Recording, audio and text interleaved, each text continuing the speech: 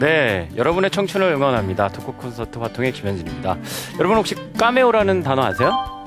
네, 이 드라마나 영화에 깜짝 등장해서 시선을 딱 끄는 그런 단역들을 카메오라고 하죠. 원래 카메오라는 것이요, 조개 껍데기나 산호 같은 것을 양각으로 조각한 엘레강스한 장신구라는 뜻입니다. 그만큼 잠깐의 출연으로도 상당한 홍보 효과를 주는 역할이기도 합니다. 자, 오늘 모실 멘토분이요, 긴 설명이 필요 없는 분입니다. 그야말로 카메오계의 지존이라고 할 수 있는데요. 일명 상습 카메오 출연자라고도 불립니다. 이분이 출연하신 작품이 너무 많아서요, 제가 보고 읽겠습니다. 드라마 별에서 온 그대, 유령, 최고의 사랑, 시트콤은요, 감자별, 또 지붕 뚫고 하이킥에도 나오셨고요.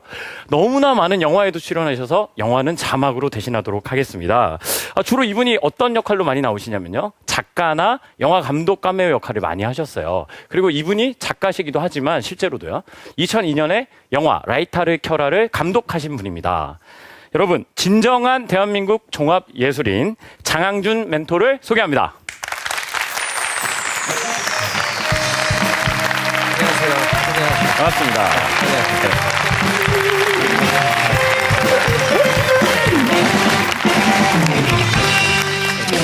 She's a rockstar 이 도시의 별 Never give up the game 그녀의 좌우명 명품백 대신 걸친 책가방 꾸밈 없지만 꾸민 듯한 dream girl She be dancing on the moon while we sleeping 유난히 밝은 성격 탓에 뭘 하든지 make it better 새로이 만들어가 남의 험담 따윈 귀에 안 들어와 Let's change the mood Blue, white, red, rose 원색에 가까운 심플한 매력도 가진 그녀의 직선적인 태도에 반해 몸의 곡선은 이기적인 외모 거리 위에 red carpet 새로운 패러다임의 walk 예시 moonwalking 지나갈 때 모두 둘러봐 Cause she a newborn star Come on yeah, we falling off the game Too good to play your game 네, 멘토님, 저희 화통 식구들에게 인사 한 말씀 해주시죠. 안녕하세요. 장항준입니다. 여기 이게 대전 되게 오래간만에 내려왔는데,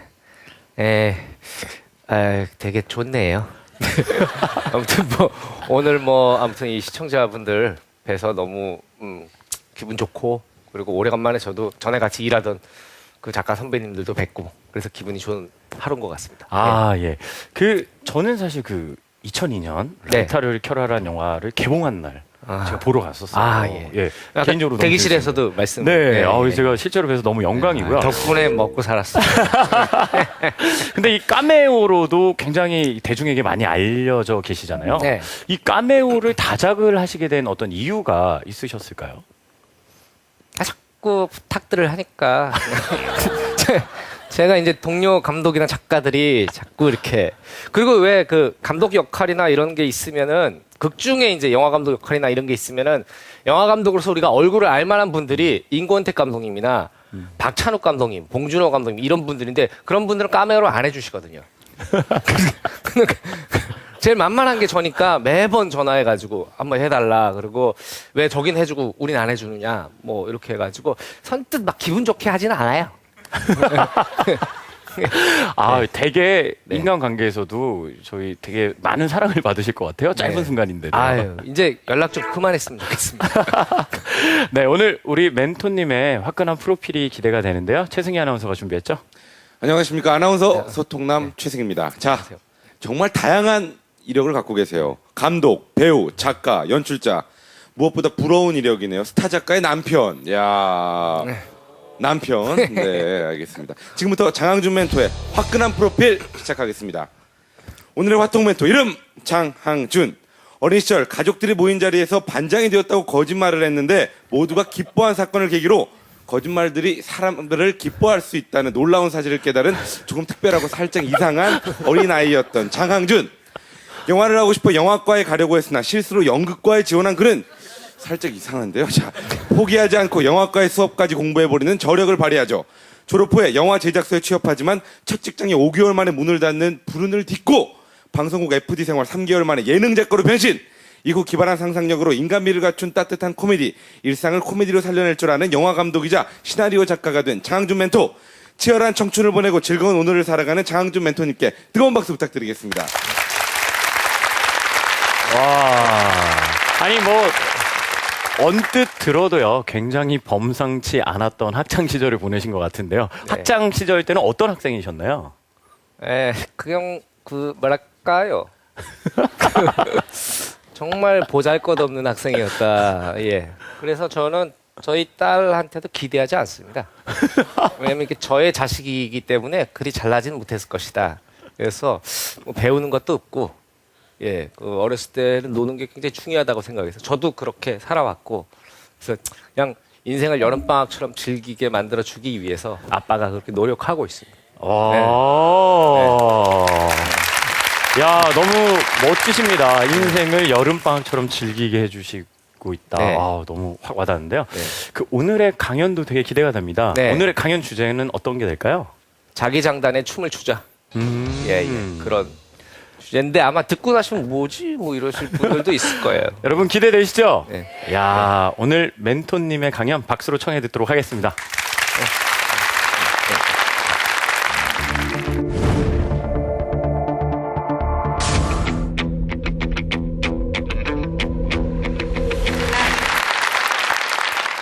저는 1969년 대구에서 태어났습니다. 이남 1녀 중에 둘째죠. 예. 이남 1녀 중에 둘째인데 저희 아버지 어머니는 유독 저를 굉장히 귀여워하셨어요. 네. 주변에서 봤을 때 얘만 이렇게 귀여워하나 싶을 정도로 저만 귀여워하셨습니다. 왜 그랬을까요? 네. 그렇습니다. 예. 귀여워서 그런 겁니다. 이게 귀여운 건 이유가 없습니다. 타고나는 거예요. 귀여움은 타고나는 겁니다. 제가 이제 그 귀여운 어린이로 태어나서 이제 막 성장을 하지 않았겠습니까? 성장을 해서 정말 아버지 어머니가 너무 이뻐하셨어요. 그리고 실제로도 굉장한 이쁘고 그래서 근데 이제 문제가 뭐냐면은 좀 덜 떨어진 어린이였다는 거죠. 많이 좀 덜 떨어진. 그러니까 저희 때는 뭐 그런 애들이 적진 않았던 게 사실이지만은 저는 초등학교 1학년 입학하기 전에 제 이름을 못 쓰고 들어갔습니다. 대단하지요? 초등학교에 들어가서 그다음부터 쭉 학창 시절을 보냈는데 당연히 뭐 공부를 되게 못했지요. 저희 어렸을 때는 이제 영화 광고가 토요일 날 신문 하단에 흑백으로 요만하게 이렇게 해서 영화 포스터가 이렇게 흐릿하게 나오고 뭐 예를 들면 뭐 무슨 뭐뭐뭐뭐 제목 나오고 그 밑에 뭐 사랑과 우정과 배신 그들의 끝은 어디인가 뭐 이러고 뭐 배우 이름 좀 나오고 그다음에 밑에 이제 몇 시 1회가 11시 2회가 1시 뭐 이런 식으로 시간표가 써져 있고 그 옆에 가격이 써져 있습니다. 사람들이 그걸 보고 영화를 보러 가던 시절입니다. 인터넷도 없고 TV에서도 영화 광고를 하지 않아요. 그리고 저도 이제 집에 가서 그걸 보는 거죠. 아버지 신문 보시고 나면 그걸 딱 보고 다음날 이제 학교에 딱 가면은 이제 반 애들이 뭐 그런 얘기들 합니다. 야, 그 영화가 우리 삼촌이 봤다는데 그 영화가 대단하다던데? 대부분이 미성년자 관람물가들 영화지요. 예, 시쳇말로 에로 영화들, 개봉 에로 영화들. 네. 그때 저희 당시에 가장 대단하셨던 분은 외국분이신데 실비아 크리스텔이라고 있었습니다. 이름 한번 들어보십시오. 얼마나 이름 자체가 샤방샤방합니까? 실비아 크리스텔이라니. 그분이 그 당시에 이제 에로 배우로서 전 세계를 풍미하던 분이셨는데 저희들의 우상이셨어요. 근데 그분의 신작 영화가 개봉을 한 겁니다. 애들이 이제 다음날 학교 가면은 그런 얘기들을 합니다. 야, 그거 우리 삼촌이 봤다는데. 그래서 나도 봤어. 왜 그런 거짓말을 했을까요, 저는? 나도 봤어. 야, 네가 어떻게 봤어? 다 방법이 있지. 야, 어때? 영화 어때? 죽여. 야, 어떻지? 영화 자세히 좀 얘기 좀 해줘봐. 그럼 이제 저는 또 그들의 또 기대치를 벗어나면 안 되니까 이야기를 막 지어내기 시작합니다. 제가 아는 건 제목하고 실비아 크리스텔이 나오고 그리고 뭐 대충 2차 대전에서 벌어지는 이중 간첩의 얘기다라는 거 정도밖에 모르고. 야, 영화가 시작되는 말이야. 구름 속을 카메라가 막 날아다녀. 그런 것 같은데 카메라가 막 떨어지는 것 같더니 쫙 내려가면 거기가 베를린 역에 있는 그 전기기관차에서 나오는 연기야. 그게 샥 거치고 어떤 여자가 등을 돌리고 서 있는데 그러면 이제 우리 반 아이들이 실비아 크리스텔 합창을 하죠. 그래 실비아 크리스텔이야. 막 얘기들을 막 하면 그게 쉬는 시간마다 얘기를 해야 될 거 아닙니까? 그래가지고 그렇게 뒤를 도는데 띵동댕동 조금 더 계속할게. 그럼 애들이 와 걔들은 그 뒤에 얘기가 궁금해서 선생님 말씀에 집중하지 못하고 저는 그 다음 얘기를 짜야 되기 때문에 수업에 집중할 수가 없어요. 네, 그냥 영혼이 나가 있는 상태죠. 나 실비아 크리스텔에게. 그래 막 얘기 막 하다 보면 이제 그리고 이제 제가 하다 보면 중요한 걸 알게 됐습니다. 그 묘한 노하우를 알게 된 겁니다. 사람 애간장을 녹이는 방법을. 학교 종소리가 이게 타이머거든요. 그 시계에 맞춰서 제 시계를 똑같이 맞춥니다. 제 시계도 정각이 되면 학교 종소리가 띵동댕동 울리게 돼 있습니다. 그럼 얘기를 더 이상 들을 수가 없는 거죠. 살짝 애들한테 얘기하면서 봅니다. 딱 한 10초 전쯤에 이제 마지막 씬이 가동이 들어갑니다. 그런데 전화가 갑자기 땡 울리는 거예요. 그래서 얘도 떨면서 전화를 탁 받았더니 뭐라고? 띵동댕동. 그게 바로 연속곡 아닙니까? 다음 주 이 시간에.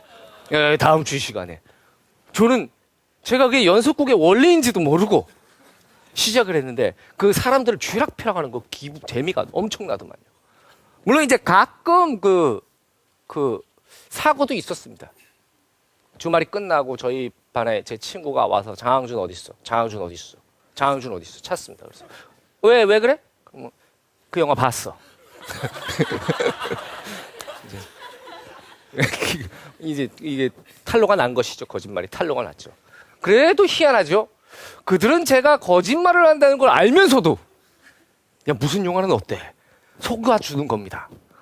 저는 그 속아주는 그 맛을 또 쪼이면서 애들을 쥐락펴락하면서 그러던 중에 제가 고등학교 2학년 때쯤인가요? 그 영웅본색이라는 홍콩 영화가 한국에 상륙하게 됩니다. 화려한 그 총기 액션이 막 펼쳐지기 시작합니다. 그것이 그 아메리칸 뉴웨이브의 신호탄이라고 불리는 그 86년도인가요? 그 영웅본색이라는 작품인데 그 작품이 일파만파 대단했습니다. 대단한 인기였고 주윤발, 장국영 그리고 막 수많은 홍콩 스타들이 막 그 영웅이 아시아의 영웅이 되면서 막 별별 영화들이 막 홍콩 영화들이라면 무조건 한국에서 개봉을 하기 시작할 때입니다. 저도 영웅본색을 보고 반해버린 그 청소년이었죠. 너무 멋있다. 이 권총, 와, 대단한데? 나는 무엇을 할 수 있지? 생각을 했습니다. 둘 중에 하나죠. 장난감 총을 사느냐. 여러 가지가 있을 수 있는데, 저는, 그래, 이걸 내가 소설로 써봐야겠다. 라고 생각을 하게 됩니다. 왜 그런 생각을 했을까요? 공부를 안 하니까 하는 겁니다. 예, 공부를 안 하니까. 공부할 생각이 없는 거죠. 그래, 이걸 해봐야겠다. 그래가지고, 제목도 너무 고급스럽게 짓습니다. 항준 본색. 너무 품격이 있지요? 네, 예. 굉장히 그 고급스러운 제목으로 이제 이야기를 풀어내기 시작합니다. 참, 너네 아버지가 카센터 하신다고 하지 않았나? 맞아. 자동차의 도시 디트로이트를 네가 맡아. 그래서 각 지부장들입니다. 제가 그 소설이 엄청나게 인기가 벌어지기 시작. 이게 처음에는 이제 제가 이제 갱지 뒤에다 이렇게 막 써가지고 볼펜으로 막 대충 써가지고 이렇게 왔는데 야 한번 읽어봐. 이게 줬는데 애들끼리 막 돌려보기 시작하더니 송이가 너덜너덜해지더니 나중에 지네들이 복사를 해서 이제 저기 이렇게 또 퍼지기 시작하고 옆반으로 가고 막 다른 이과에도 넘어가고 난리가 난 겁니다. 그 인기의 비결은 굉장히 단순했습니다. 그 상대편 조직, 악인들, 그놈들이 다 수학 선생, 영어 선생,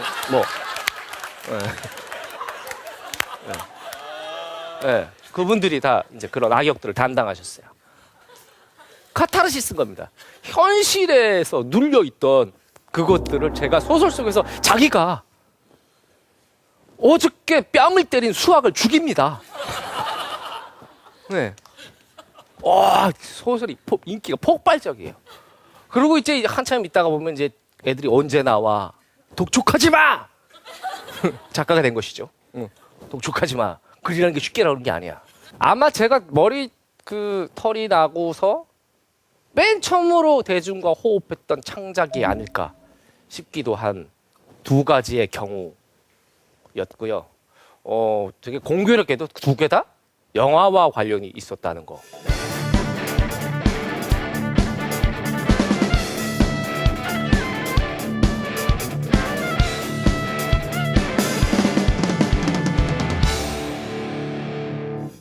근데 이제 저는 이제 저랑 나이가 같은 저기만 4명.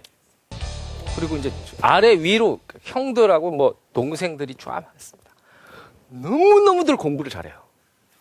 아, 평생을 평반원으로 살아왔던 저와는 다르게 그들은 이제 반장, 부반장, 어린이 회장, 뭐 대학을 가도 뭐 수석 차석 이렇게 하고 법대 의대 막 이런 데 가고.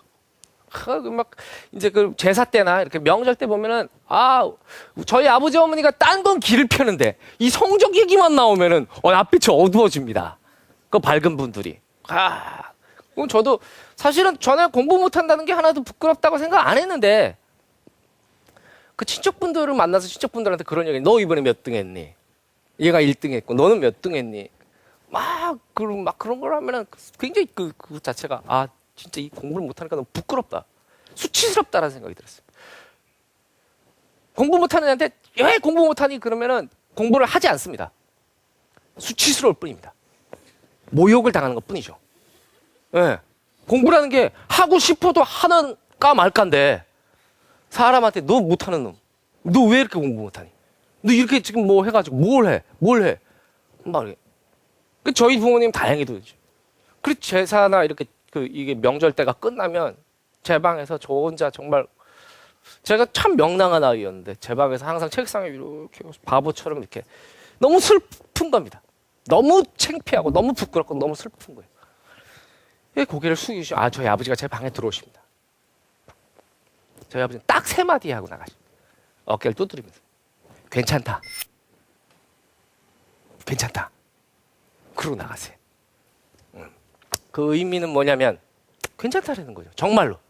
사실은 제가 학교에서는 열등생이었지만 사회에 나와서 제 마음대로 제가 하고 싶은 일을 거침없이 할 수 있었던 건 그래, 난 공부를 못했지만 잘하는 게 뭐 딴 게 있을지도 몰라. 나는 공부만 못하는 건지도 모르지. 라고 생각을 하게 된 우리 아버지의 그 괜찮다라는 말뿐이었습니다.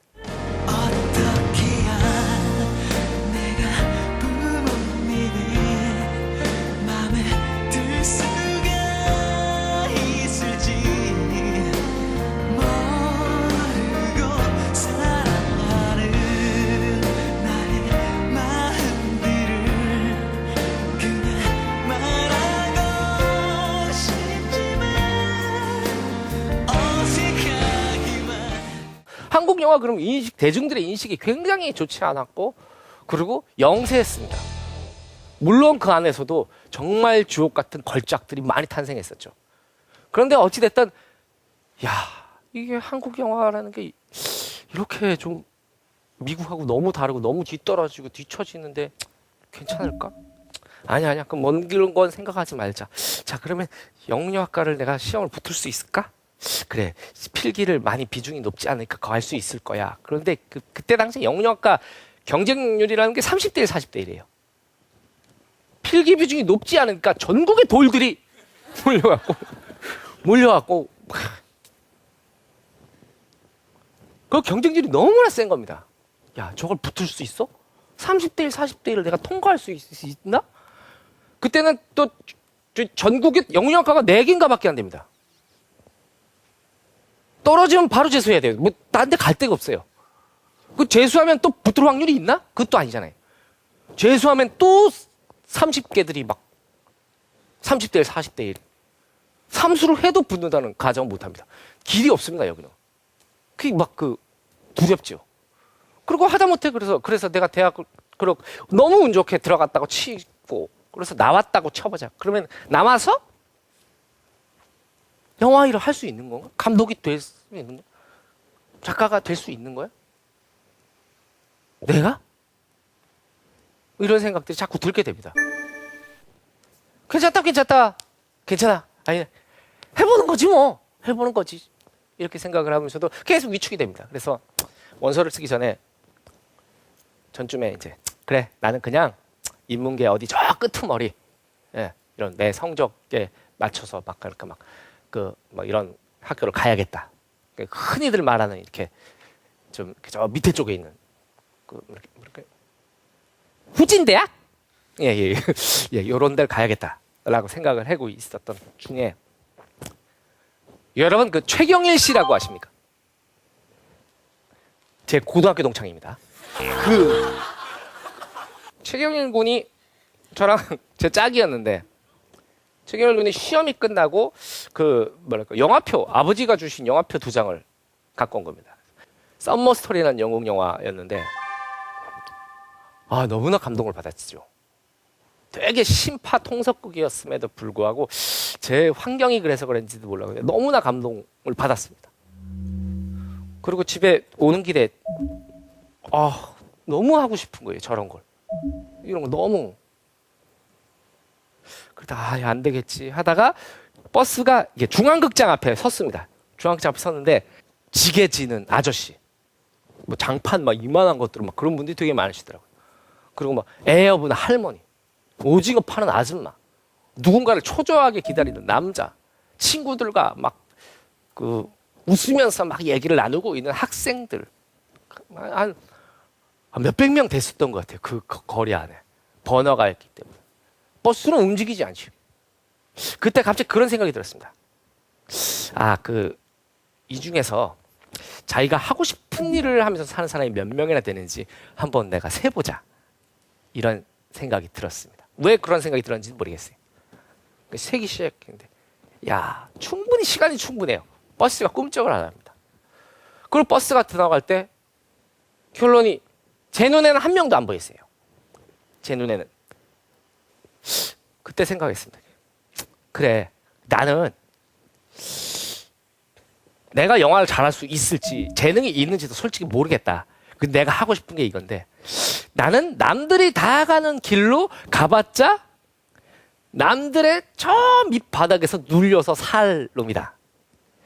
모두가 가는 길로 가도 인생을 망칠 놈이고 내가 하고 싶어 가자 하는 길로 가도 인생을 망칠 놈이니 기왕이면 하고 싶은 거 하면서 인생을 망치자.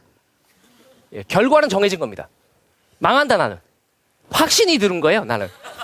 나는 안 될 거야. 근데 뭐 해볼 순 있잖아. 이리로 가도 나는 안 될 거고 절로 가도 안 될 거면 기왕이면 하고 싶은 걸로 안 되는 게 낫지.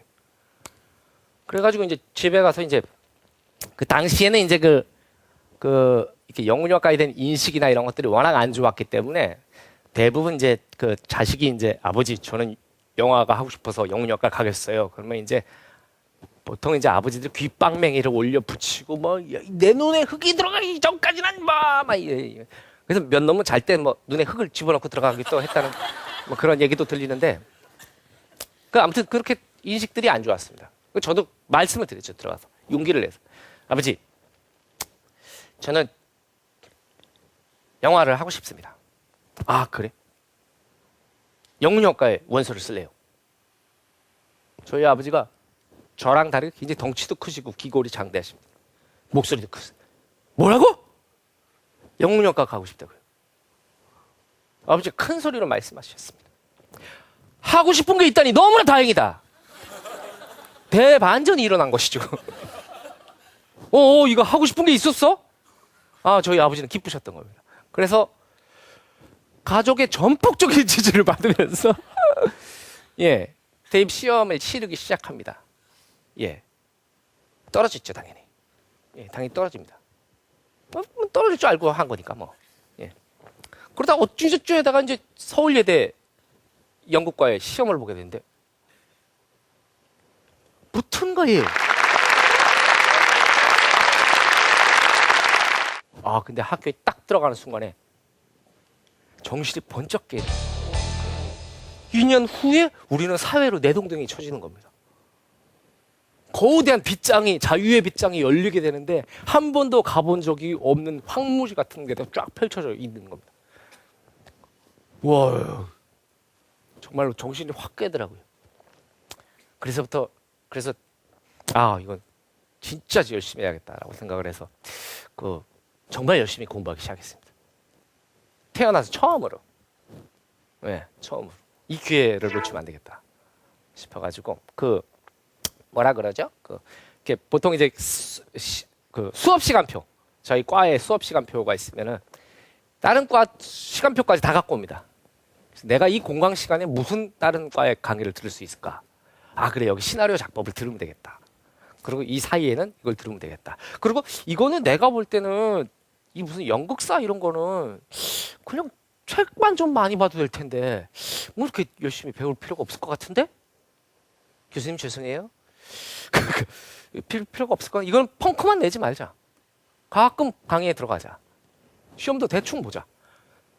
펑크만 하면 F만 안 받으면 되니까.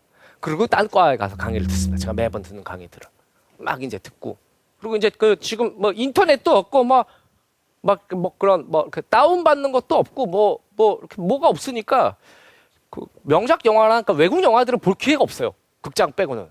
극장에서 개봉 끝나면 끝입니다. 그러니까 이제 프랑스 영화를 보려면 프랑스 문화원에 가야 됩니다. 영국 영화를 보려면 영국 문화원에 가야 되고, 일본 영화를 보려면 일본 문화원에 가야 됩니다. 그러니까 저도 이제 막 학교 시청각 자료실에 있는 영화를 다 보고, 그 다음에 여기 가서 영화진흥공사 자료실에 가서 영화를 다 보고, 다음에 보고 싶은 영화가 있어서 딱 갔는데, 그런 식입니다. 예를 들면, 구로사와 아키라의 난을 보고 싶어서 일본 문화원에 갔다. 등록을 하고 신청을 딱 나옵니다. 자막이 일본 영화인데 불어가 프랑스어 자막이 나옵니다. 주정 못 알아듣겠지요. 예, 영어 자막이 나와도 못 알아들을 판에. 그런데 희한합니다. 진짜 좋은 작품은 못 알아들어도 감동이 옵니다. 이 이야기가 무슨 이야기를 하려는 건지 알 수 있습니다. 그래서 사람들이 그것을 명작 걸작의 반열에 올려놓는 작품들이 있더라고요. 그런 식으로 굉장히 수업들을 공부를 많이 했습니다. 믿기지 않겠지만 1학년 처음에 들어가서는 하루에 3-4시간 자면서 공부했습니다. 그래서 이제 대학을 졸업하게 됐는데, 이게 사실은 아까 초두에 말씀드렸다시피 대학을 졸업하고 영화 객원 연출부 막내로 들어가서 영화 객원 연출부를 하고, 그러다가 영화사가 좀 안 좋아져가지고 방송국 FD 들어가고 예능 작가가 되고, 그리고 예능 작가가 되던 어느 날 영화 시나리오를 쓰게 되고, 영화가 나름 흥행 결과가 좋아서 시나리오 작가로 안착이 되다가 영화 감독을 해야 입봉할 때까지는 얘기를 할 거 아닙니까? 근데 시간이 없어요. 지금 대충 제가 훑어준 겁니다. 대충 훑어드린 겁니다. 예정된 미래가 아닌 상황에서 여러분들께서 이렇게 어떻게 해야 되지? 그냥 나 이걸 할래. 그런데 제가 많은 후배들하고 이렇게 상담 같은 걸 받아보면, 깜짝깜짝 놀랍니다. 100세 시대에 인생을 5분의 1? 4분의 1? 밖에 안 산 사람들이 70, 80세의 고민을 이야기합니다. 너무 미래에 대한 공포에 질려 있어요. 아무것도 안 한 사람이 난 자신 없어. 아니, 단 한 번이라도 뒤로 가면 더 안 됩니다. 아시잖아요. 뒤로 가면 더 자기가 가고 싶은 길로 갈 기회가 없습니다. 뒤로 가면 자식들이 생기고 와이프가 생기고, 뒤로 가면 더 힘듭니다. 뒤로 가면 생계가 불안해지고 노후가 불안해져서 정말 자기가 하고 싶은 일을 못 하는데, 20대, 30대야말로 저는 인생의 특권이라고 생각합니다. 그때 망하면 다시 일어설 수 있지만, 뒤에 나 이거 한번 해볼 테야. 늦게 진짜 열심히 한다고 해봤자 사실은 나는 실패하게 되는 순간에 재기하기 힘들어집니다. 그래서 저는 여러분께 말씀드리고자 하는 것이 절대로 남의 기준에 판단해서 좌우돼서 살지 마시라는 얘기를 말씀드리고 싶네요. 저도 그렇게 하려고 굉장히 노력합니다. 제가 완벽하게 그렇게 할 수가 저도 없습니다. 두렵고 남들이 가는 게 좀 안전한 것 같고. 그런데 그래서 왜 춤을 추더라도 그런 말이 있지 않습니까? 춤을 추더라도 자기 장단에 자기 박자에 추는 춤이 즐겁습니다. 그런 춤을 추는 사람을 보면은 옆에서 박수를 치게 되고 그 춤을 따라 추게 됩니다. 그러면 이 사람 리더가 선구자가 되는 겁니다. 개척한 사람이 되는데 나는 저 장단이 싫어요. 저 박자가 싫습니다. 그런데 남들이 다 추니까 들어가서 춥니다. 그들보다 절대로 잘 출 수도 없고 신이 나는 인생도 아닙니다. 불행하지요. 내 춤을 내 장단에 추지 않는데 어떻게 행복할 수가 있습니까? 그래서 그런 아까 초두에 말씀드렸다시피 자기 장단에 춤을 추자라는 말은 그런 의미에서 드린 말이고요. 저희 딸이 그 초등학교 그 1학년이 지금 2학년인데 2학년이 되면서 아빠 우리 집 가훈이 뭐야? 얼마 안 들어야지. 그래서 제가 이제 후보계들 몇 개를 해서 후보를 크게 2개를 골랐습니다. 가와만사성 뭐 이런 거 아니고 재밌고 신나게 살자. 또 하나는 인생은 여름방학처럼. 네, 그 2가지 말을 보고. 윤수야 어느 게 나은 것 같니? 아 근데 이 애가 방학을 아직 경험해보지 못한 겁니다. 학교초라. 난 방학이 뭐 그렇게 좋은지 모르겠는 거예요. 그래서 그러면 재밌고 신나게 살자로 했으면 좋겠어. 아, 알았어. 그러면 우리 집 가훈은 이제부터 재밌고 신나게 살자다. 그래서 저희 와이프한테 얘기해줬더니 오빠 너무 좋은데 가훈? 그래서 저희도 아무리 힘든 시련이 있더라도 끝까지 그 말 그대로 재밌고 신나게 살려고 노력할 겁니다. 그러다 보면 저의 소망이나 저희가 바라는 것들도 이루어질 수 있을 거라고 생각하고요. 인생을 얼음방학처럼 재밌고 신나게 살고자 하고 노력합니다. 여러분들께서도 부디 너무 쫓기고 두려워하시고 미래에 보이지 않는 공포에 질려 계시지 마시고 지금 이 시간만이라도 조금 더 즐겁게 재밌고 신나게 사실 수 있는 그런 분들이 되셨으면 좋겠습니다. 마치겠습니다.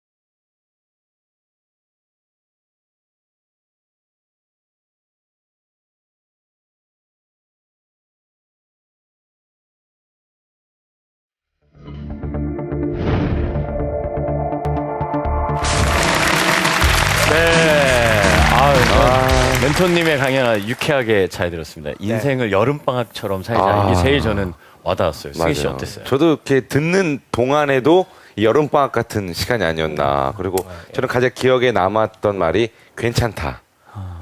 괜찮다. 우리 주변 많은 분들에게 좀 괜찮다 이런 말을 좀 많이 해주고 싶네요. 예. 두 분이 얘기하시는 걸 듣고 났더니 내용이 꽤 괜찮았네요. 괜찮다. 괜찮다. 진짜 네. 괜찮았습니다. 그 영화를 하시고 싶으셔서 이제 결국에 이제 연극 영화과 네, 네. 영화 쪽을 공부를 네. 하시고 막상 아까 말씀하신처럼 세상에 대한 빗장이 확 열려서 세상에 첫 발을 딱 디디셨을 때 네. 그때 어떠셨어요? 왜 대부분 처음에 영화 쪽 되게 고생 많이 하시잖아요. 입봉을 할 때까지 어떠셨어요? 일단 두렵죠. 네. 두렵고 왜냐면 지금처럼 이렇게 무슨 뭐 공고가 있는 것도 아니고 사람을 뽑는다는 공고가 있는 것도 아니고 그 정말 이렇게 물어 누구 연출로 들어가는 거밖에 방법이 없었기 때문에 네. 저 같은 경우에는 제가 이제 게다가 또 영화과도 아니고 연극과였기 때문에 그 청강하던 영화과 교수님께 부탁을 드렸죠. 이제 졸업을 하는데 정말 영화 일을 해보고 싶은데 연출로 막내 일을 하고 싶다고 부탁을 드렸는데 교수님께서 안 들어주셨죠. 예. 예, 안 들어주죠. 그래서 몇 번이나 다시 찾아가고 몇 번이나 그때도 참 기억이 나는 게 그런 거예요. 그러니까 뭐냐면 부탁을 드린다는 거 그런 부탁을 드린다는 게 태어나서 처음 해본 겁니다. 내가 하고자 하는 거를 위해서 잘 모르는 사람에게 부탁을 한다는 게 그래서 그 교수실 문을 몇 번이나 두드리질 못했어요. 이렇게 갔다가 또 돌아오고 갔다가 또 돌아오고 그러다가 용기를 내서 두드렸는데 안 해주셨어요. 그때 근데 그 안 해주신 게 그냥 안 해주신 게 한 게 아니고 네. 그 매년 영화과에서 그 막 한 80명 이렇게 넘게 졸업을 하는데 본인의 제자도 다들 그렇게 해주질 못하셨던 거예요. 다 챙겨주기 아주 힘드신데. 극소수만. 그러니까 하물며 타과의 청강생한테 그렇게 해 주실 수가 없으셨던 거죠. 그걸 알고 나서 나중에 그 사모님을 찾아갔죠. 와 전략적이신데요. 네, 가장 그때 소중한 당시에 사람에게. 이제 선릉역에서 출판사라고 계셨어. 꽃 출판사고 찾아가서 말씀드렸더니 막 웃으시더라고요. 그래서 집에 가서 기다리라고 그래서 그러고 나서 그 다음날 전화가 왔죠. 교수님. 야. 아. 아니 그럼 그 약간 화내셨어요 그때. 네가 우리 마누라 찾아갔으니까. 결국 도움을 그렇게 받으셨는데 지금은 또 이제 감독님의 위치가 생기셨고 또 네. 그런 젊은 사람들이나 이런 분들한테 그런 부탁을 또 역으로 많이 받는 상황이 그쵸. 되지 비슷한 않습니까? 상황. 예. 네. 좀 이렇게 많이 잘 챙겨주시겠네요. 아 근데 이게 최대한 그렇게 하려고 노력을 하는데 네. 너무 많으니까요. 아 그렇죠. 너무 많으시니까 저는 또 과가 자체가 연기자들이 나오는 학교를 나와서 나의 선후배 동기들 하면 엄청나게 많고 저도 그동안 작품을 하면서 많은 배우들을 이렇게 알게 됐고 그리고 또 누구 아야 우리 조카야 뭐 내 동생이야 내 딸이야 심지어 뭐 이런 분들이 너무나 많으셔서 그런 게 좀 조금 되게 힘들어요 사실은.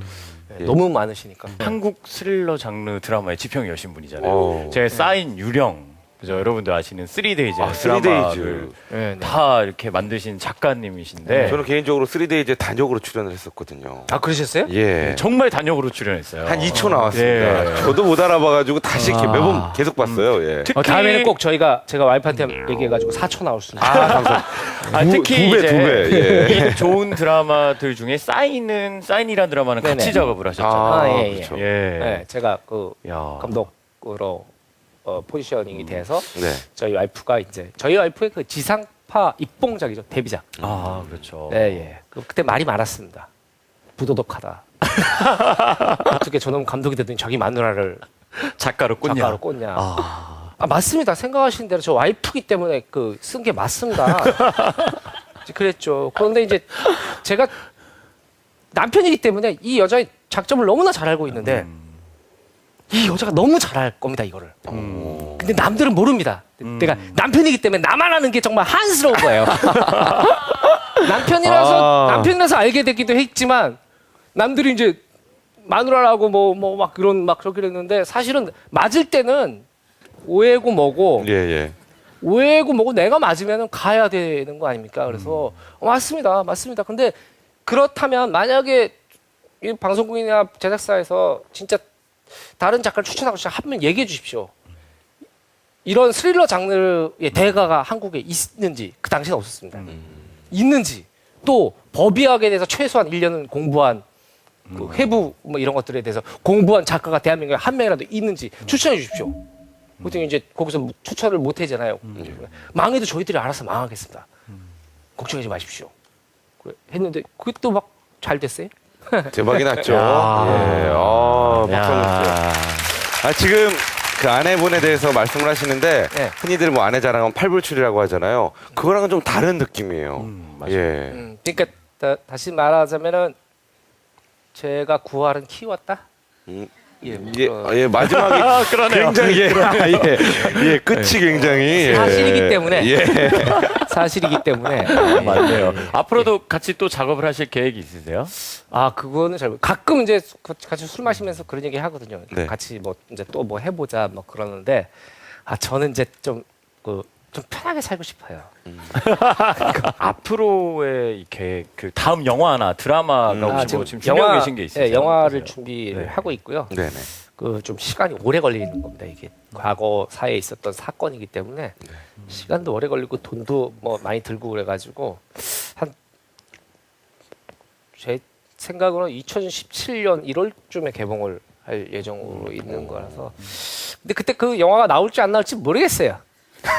잘 안 될 수도 있고 근데 이제 뭐 사실 준비하는 것도 재밌고 그런 거니까 그래서 아무튼간에 꼭 다음 작품은 영화로 영화로 보여드리고 싶. 기대되네요. 멘토님의 팬이 워낙 많으니까 많은 분들이 아마 기대하면서 하루하루 보내지 않을까 싶네요. 예. 방청객분들과 또 저희 화통클럽 분들이 질문이 많이 생겼을 것 같아요. 네. 저희 질문 받아보도록 하겠습니다. 예, 안녕하십니까. 68년생 화통클럽 신동식입니다. 형. 네. 장한주 멘토 얘기 예. 들으면서 네. 진짜 공감하는 부분이 고등학교 때 그 한참 얘기하실 때 너무 공감하는 부분이 많았던 게 제 네. 친구 중에도 이렇게 네. 말을 잘 전달하는 친구가 있었어요. 네네. 성지루라고 잘 혹시 배우라고 지루 형, 네. 지루 형. 같은 고등학교 알죠? 동창이라 제가 그 친구한테도 그랬거든요. 물리 선생님 좀 죽여달라고. 그래도 많은 공감을 해서 사실 질문 내용이 뭐 생각 안 날 정도로 떠들었는데 이제 영화 쪽에 네. 지금 2017년도 준비를 하신다고 했잖아요. 네네. 그러니까 한국 영화가 지금 올 초에 개봉한 그 작년에 개봉한 명량도 네네. 네. 1,000만 관객을 넘었고 근데 앞으로 한국 영화가 어떤 쪽으로 가야 될지 방향에 대해서 장한준 멘토 식으로 한번 간단하게 부탁 좀 드리겠습니다. 저는 앞으로 한국 영화계에서 저만 살아남았으면 좋겠어요. 제가 뭐 거창하게 한국 영화계가 뭐 어떻게 나아가야 된다. 그리고 너무 저 혼자도 어떻게 자립을 못하는 상황에서 너무 감사한 질문이시고 그런데 정말 내가 잘 됐으면 좋겠어요. 정말 제 영화가 잘 돼서 그 다음 영화를 또 할 수 있는 동력이 얻어졌으면 좋겠고 그래서 사실은 영화하는 사람들은 영화를 찍을 때가 가장 행복하거든요. 그래서 뭐 듣고 싶었던 답변. 예. 감사합니다. 예. 진짜 최고시네요, 네, 진짜. 듣는데 제가 유쾌해요 하고 너무 예, 좋았습니다. 네. 다음 질문 받아보도록 하겠습니다. 안녕하세요. 33살 정두현이라고 합니다. 네, 안녕하세요. 저 멘토님의 자기 장단에 춤을 춰라 네. 라는 강연 잘 들었습니다. 네. 근데 저도 이제 얼마 전에 뭐 방송에 나가서는 좀 그런데 잘 다니던 직장을 그만두고 하고 싶은 거를 하기 위해서 도전을 하고 있는 중이거든요. 네. 그러다 보면은 사회적으로 이제 나이도 있고 결혼도 해야 되고 가정을 꾸려야 되기 때문에 뭐 사회적으로 쳐다보는 시선들이 굉장히 어깨를 짓누르고 하는 네, 것 네. 같아요. 감독님 같은 경우에도 이제 하고 싶은 거를 하다 보면 난관에 부딪혔던 적도 있으실 거고 그렇지요. 경제적으로 힘드셨던 거나 그런 게 있으셨을 텐데 그럴 때 어떻게 이겨내셨는지. 네. 그냥 가난한 나의 친구라고 생각했습니다. 예. 친한 네. 친구요? 속 깊은 친구. 속 깊은 아, 친구. 속 네, 깊은 속 친구. 깊은 친구. 교훈을 주더라고요. 네, 저한테 지혜도 주기도 하고 그리고 대신에 이제 그런 건 있었습니다. 저희 와이프랑 저랑 서로 진짜 지금도 인생에서 가장 친한 친구가 누구냐라고 물어보면 네. 2등은 너무 많은데 1등이 없습니다. 내 걸 다 이런 게 누굴까 했는데 가만히 생각해보니까 그 김은희 작가가 1등일 수 있겠더라고요. 그러니까 진짜 집에 쌀이 떨어지고 가스가 끊기고 막 그랬었거든요. 네. 몇 년 동안 정말 되게 힘들었을 것 같은데 지금 돌이켜보면 그때가 가장 즐거웠던 것 같아요. 네. 길거리 가다 100원짜리 하나 주셔도 너무나 신이 나고. 네, 그래서 그러니까 저는 그냥 좋은 일, 좋은 미래를만 생각하고 계속 그 일을 하시면은 솔직히 밥 새끼를 굽는다는 일이 한국에서는 그렇게 흔한 일은 아니잖아요. 아마 다 밥 드실 수 있고 잘 수도 있고 물 마실 수도 있고 뭐 그럴 수도 있는데 그 상대적인 빈곤감이라는 건데 대신 그들은 본인보다 가지지 못한 본인만의 꿈이 있지 않습니까? 그래서 저는 그것만으로도 배 부르실 수 있다고 생각하고 야 언제쯤 잘 되지 언제쯤 잘 살지 뭐 이런 생각 때문에 막 자신을 괴롭히지는 않으시는 게 이제 좋지 않을까 생각이 들고요. 예, 네. 큰 박수 네. 부탁드립니다. 오늘 뭐 멘토님의 뭐 답변도 더 하나하나 저희 새겨 들었는데요. 네. 승희 씨 어땠어요? 워낙 또 이야기를 잘 하시는 분이라 그런지 몰라도 오늘 그냥 한 편의 영화나 드라마를 본 것 같았어요. 어린 시절부터 그냥 쭉 이렇게 네. 살아오신 과정. 중간에 잠깐 훑기도 했고요. 네. 그래서 뭐 제 나름대로 굉장히 신기하기도 하고 재밌기도 하고 네. 유쾌하기도 하고 그래서 이름을 줬습니다. 네. 별에서 온 항준. 네. 정말 독특하고 기발하고 돌이켜보니 의미가 있지 않았나 네. 이런 생각이 드네요. 네, 정말 감사합니다. 네. 앞으로도 이런 멋진 드라마가 지금 진행이 되고 있잖아요. 네. 좋은 완결 맺으시길 바라겠습니다. 아, 감사합니다. 네. 이 방송을 보고 있을 방황할 청춘들에게 짧고 강렬하게 한마디 해주시죠. 아까도 말씀드렸지만 지금까지 다 그 얘기를 한 거잖아요.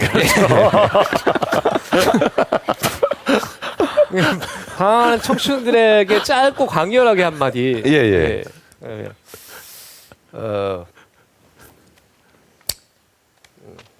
괜찮습니다. 네. 아, 네. 오늘 멘토님 모시고 좋은 얘기 많이 들었습니다. 뭐 개인적으로 팬이기도 했는데요. 저는 오늘 모든 강연에서 방금 얘기하신 그것만 다 기억이 남아요. 괜찮다.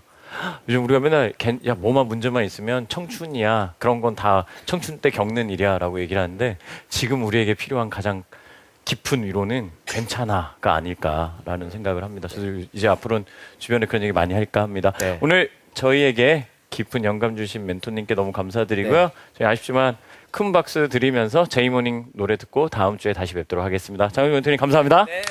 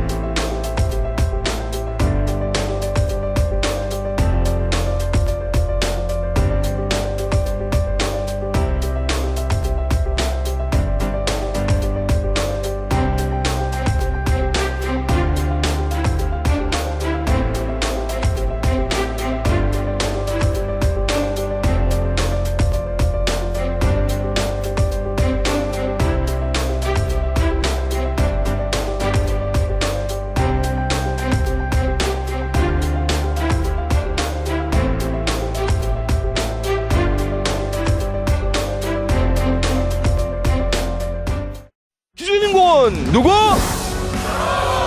박수 부탁드리겠습니다. 박수. 여러분들은 오늘부터 기적의 주인공이 될 수 있습니다. 여러분들은 오늘부터 기적의 주인공이 될 수 있습니다. 자존감이 높으면 뭐든지 할 수 있고, 자존감이 높으면은 내 가족이 제일 행복한 것 같다. 힘들었고 힘들하고 무시당한 그런 경험 갖고 다니지 마세요. 경납니다. 암된 스트레스가 돼서 나한테 돌아오거든요. 여기 다 버리고 가세요. 토크콘서트 화터